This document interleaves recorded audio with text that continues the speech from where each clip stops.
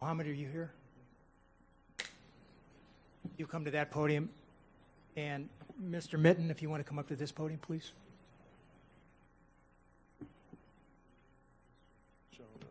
Okay. I could go, Carl Muhammad. You know, after the workshop that we supposedly had on infusion, it appears that we got more confusion than we did content at that kind of engagement. I thought that it was going to be a much more informative, much more rigorous activity, but I see that it's not that way. And I see, Dr. Robinson, you even struggling with trying to give the Black History moment each and every meeting. At some juncture, I'm hoping that you would, if you're not going to help our family, if you would just tell us the truth, then possibly we might be able to come up with some more creative activity for ourselves inside of this county. You know, I know everybody like to do the celebratory thing, but when we look at the problems that are plaguing the African-American, the non-immigrant African-Americans, we seem to find no one to help us with the injury, and thousands of dollars are being spent on all of these teachers, but none of them seem to be proficient in really dealing with the Florida Statute 1003.42H. And I know that we are getting ready for the Summer Institute, and this year we're expanding the thought process supposedly to include the diaspora. But I do believe that America's problem must be dealt with first. And those of us who are non-immigrant blacks, we've been involved in this school district before it was incorporated, and we've been involved with it ever since it's been incorporated. And as of yet, we haven't gave our community back one child educated properly. And that's a human mathematical equation that I wish that all of you would evaluate sometime or another. Charity starts at home. And it doesn't seem that you have any resources earmarked to address the problem with your infusion. And I know that we don't have any understanding based upon the workshop that we have, because I've seen the same thing that was given to us 10 or 15 years ago by Debbie Range and that crew, and nothing has changed. And I was hoping, since we do have Dr. Fenoy, and he did say that he was going to take over the reins of the Superintendent Task Force and really address the multitude of complex problems that African-American children are dealing with, it doesn't seem that we get into y'all conversations at all. And even tonight, with that being the worst part of your system, every time I come to this mic, it looked like someone should have a little bit more compassion, a little bit more love, and a little bit more equitable thought inside of your thinking process. And I say that from the deepest state of humility, and I'm hoping that you might be able to render some kind of support to our community before this year is out, because I gave you the same conversation the past 5 years. Look like this year we should try to change it sincerely if we're interested in true equitable approaches to the problems that are plaguing Palm Beach County School District and the state of Florida as it relates to trying to repair the damages that you are doing to our babies each and every year. I know more of them can read more words, but the content is still the same, and that's what we're complaining about. Thank you for your time. Yes, sir. Would you just, we know who you are, but would you state your name Carl for the record? Muhammad. Thank you. Gary Mitten. Step 2 in repairing the broken maintenance department. Step 1 was gone over last week. Before, we had building mechanics in all of our high schools. There's 25 high schools, so you need to hire new help, which in my opinion should be carpenters, because they're a little bit more diverse in what they do. Building mechanics answer to the maintenance department and to principals and administration at the high schools. They can say change a light bulb, change a ballast, unplug a toilet, put a paper dispenser in before the work order can even leave the school, get to the call center, dispatched out to the personnel, and sent to the school. They can repair all of that. We have schools now, the high schools, a Seminole Ridge produces carpenters, great school, great trade school. I believe Palm Beach State College has AC people. We can do this all locally with kids right out of high school. We can teach them, grow them, make them young, and grow up in the system. Many people are very happy in paying their bills and thriving that way. They don't have to go to college. A lot of people aren't qualified, aren't financially able to go to college. So having a wife and kids right here at home, right here in the community, working for great people is important to them. So we have that ability, and we can do it with training through the ranks. The building mechanic will have to be trained even after he has his job. a couple times a week from personnel in the district that already work for the district. They need to be hired through the interview committee through the people they'll work for, not somebody at DAC or somebody over in maintenance that sits up in that office writing all day and really doesn't have any idea what goes on out in the field.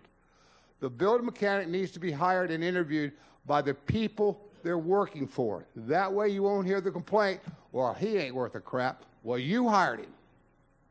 So deal with it. They need to be that 90-day period where you can just terminate their employment without any problem. That needs to be supervised. They need to be watched that 90 days, not turned loose and say, well, you're doing fine, which has happened in the past in so many of our jobs, as you well know. So we have that ability. We have to hire the 25 people, the new people, not taken away from your current workforce. You've done enough of that over the past 20 years. If you do this, step 2, we can get back to the way we were, say, 25 years ago. One of the 5 top-ranked maintenance departments in the country.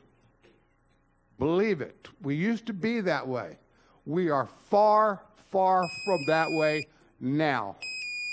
So you have that ability to suggest to the superintendent, or superintendent has the ability to hire. Run the ad, get the job done. Thank you. Thank you, Mr. Midden. I understand that Mr. Zolmar might be here? No. Okay. Chris Connors, Lake Park Elementary Guidance Counselor, and Terry McIntyre, would you each come up to one of the podiums, please?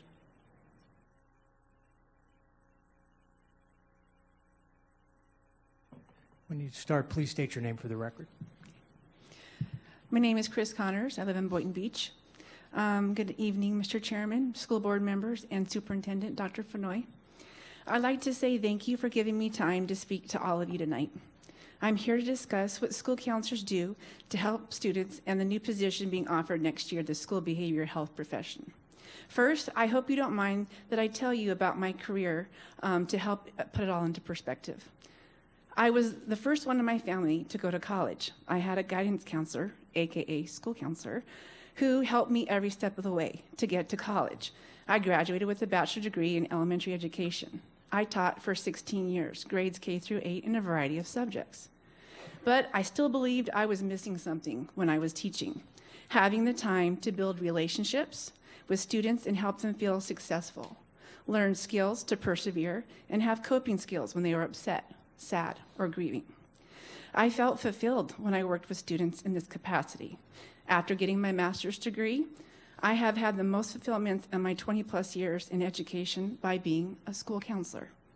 Actively advocating for students, parents, staff, and community members is my calling, but it is also what all school counselors have been trained to do. In other school districts that I have been a school counselor in, my time was spent helping students in small groups, individual sessions, helping teachers use social emotional language and techniques in their classrooms, helping parents solve problems, and referring families to community resources when it was needed, and by providing monthly classroom lessons on topics pertinent to those students. Those things made my time effective yet powerful. 80% of our time as a school counselor is to be in direct services with students. That means face-to-face interactions by providing social emotional skills. And the other 20% is indirect services. If we are doing the paperwork most of the time, this is an indirect service and an ineffective way to help students. I have found that there have been many barriers to my job here that make my time with students ineffective and inefficient, such as doing paperwork, duty stations, academic interventions, etc. It may be due to misperceptions of what school counselors are to do compared to what school counselors have been educated to do. Concerning the school behavioral health professional position being offered, it needs to be a cohesive and collaborative effort where school counselors are using the skills they were specifically skilled in to assist schools, parents, students, and the community, not take away from those skill sets. The new position is a very positive step in the right direction, and it should provide expertise, such as behavior interventions that we don't have as school counselors. It is necessary for all of our schools. I'll leave you with 3 questions. What have school counselors been trained for? Can you support us to guide our principals to utilize school counselors effectively? And 3, are students ultimately learning the social emotional skills from school counselors to become successful in life? We're happy to meet with you at a later date. Thank you again for letting me have time to speak to you. Thank you, and thank you for what you do for our children. We appreciate it. Terry McIntyre. Just for the record, my name is Terry McIntyre. Dr. Fenoy, members of the board, Dr. Licata asked me to attend tonight and brief you. First thing is update on the summer STEM camps application process. We are 16 working days to seek, screen, and have our students apply for their respective one-week STEM camps at the Naval Academy. The deadline is the 15th of April. With ongoing testing, this will be difficult but not impossible to accomplish. Early this week, I spoke and emailed the Naval Academy, and it looks very encouraging for our Title I student applicants to receive full tuition waivers / scholarships, which would be a saving of $550 per student, and they are heavily encouraged to ask for travel support as well. So that's great news. A second point, Glade Central High School principal Ms. Melanie Bolden Morris, who I met last Thursday, very much likes the idea to go forward with petitioning the United States Marine Corps for a Marine Corps Junior ROTC unit at her high school, Glade Central. She has tasked one of her assistant principals to follow up on that issue. And she has invited the Sergeant Major of the Marine Corps, a man with 36 years active duty service, Sergeant Major Green, to come to our area on Saturday, the 18th of May, to see the Glade Central football team play their spring jamboree at Palm Beach Lakes High School, which ironically already has an existing Marine Corps ROTC unit established. We hope Sergeant Major Green will be able to attend. His visit would be both welcomed and encouraging. He is the 18th Sergeant Major of the Marine Corps and the 4th African-American Sergeant Major of the Marine Corps. So in conclusion, we're tracking well. They'll all have a great spring break vacation to include St. Patrick's Day this coming Sunday. Thank you. Thank you. Pastor Shane Vidal and Lisa Glass.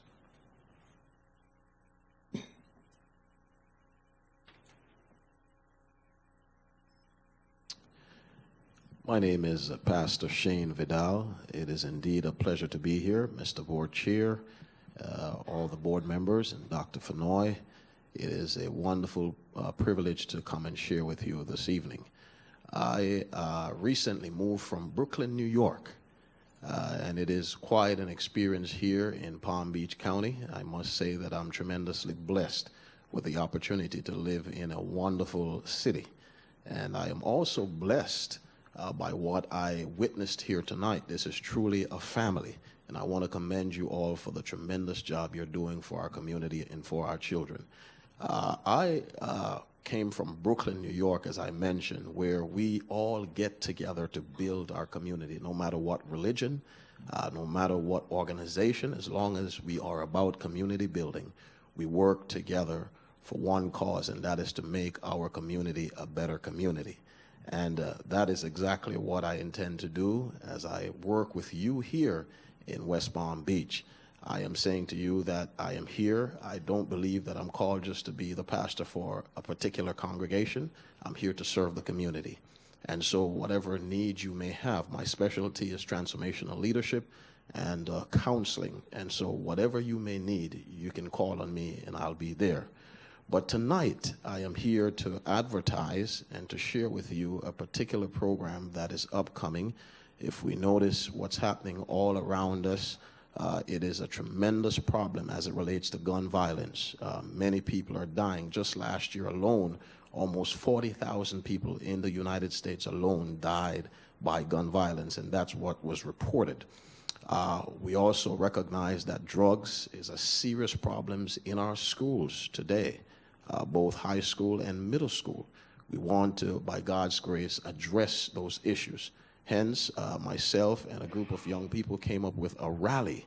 The date is April the 6th. It is entitled the Breaking Free Rally. We're seeking to partner with all our community organizations, all our churches, no matter what religion, all our entities, our schools, our We have partnered with Never Again Youth Organization. We have partnered with many young people from Stoneman Douglas High School. We have partnered with just so many people who have come together to put this program together for April 6th. And so we are appealing to our school board and appealing to all our educators to let's get together on this day to make a difference in our community. This program will kick off at 3:30 p.m. You will see it on the flyer here. At 3:30 p.m. with a march against drugs. We have young people coming from all over the globe to be a part of this event. In fact, coming from Fort Lauderdale, we have 3 busloads of young people who are coming. I want to make sure that I'm keeping within my time. And so they did say that I have 3 minutes, and so I want to make sure that I stick to that. But on April 6th, this event will take place. My 3 minutes is up. That was the beep you heard, yes, sir. That's the beep. All right. I want when you get a preacher around a mic, you get in trouble. Yeah, we have Mrs. Anders. We know what that's like. All right. Just to make a long story short, we're inviting you all to be present. Our mayor's office, all our mayors are invited, and they're going to be there to support the event. Mr. Superintendent and all educators, all our various organizations here today, we're inviting you to join with us in bringing change to our community. God bless you. Thank you very much. Lisa Glass? Yes. Hi, good evening. Good evening. My name is Lisa Glass. Thank you for taking the time to listen to my concerns tonight. This is my son, Jared, and he attends Dreyfus High School. A few months ago, my son made a poor decision and installed a few games on the computer at school. It was discovered yesterday. Jared and I both understand that this was wrong and that there should be consequences. However, Dreyfus High School is making this out to be a huge offense. They gave him a 5-day out-of-school suspension, and they are kicking him out of Dreyfus. We all know that out-of-school suspensions are not good for students and their future, and not to mention the fact that kicking him out of his high school will be detrimental to him.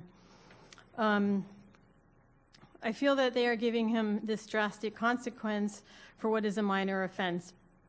Last year, another student installed some games on a computer and had no consequences whatsoever. This student is the current valedictorian of Jared's class and fits the Dreyfus type. My son Jared, while he's a good student, is not the Ivy League-bound type of student that Dreyfus likes. In addition to the problem with the harsh consequence for a minor offense, I'm very concerned that my son and other students are able to easily bypass the district computer's security based on information from a 2-minute YouTube video. At home, we strictly monitor his computer activity, and only to find out that at school the students have unfettered access to the internet. I'm asking you to look into the unequal consequences for different types of students at Dreyfus, and I would hope that you would also look at the lax security on the district computers.